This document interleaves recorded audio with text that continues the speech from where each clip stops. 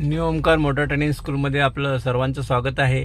मी learning स्टुडंटला एक गोष्ट सांगू इच्छितो की आपला जो हँडब्रेक असतो तो नेहमी आपण पार्किंगच्या वेळेस ऑन करत असतो, पण जेव्हा आपण गाडी एक 10 ते 15 दिवसासाठी गाडी एखाद्या ठिकाणी उभी करतो, शक्यतोवर पावसाळ्याच्या वेळी जर आपण गाडी एखाद्या ठिकाणी 15 दिवस उभीच ठेवली आणि हँडब्रेक ऑन असलं, तिचा ऑन करून पार्किंग केली आपण, तर तो हँडब्रेक जाम होण्याचे चान्सेस असतात.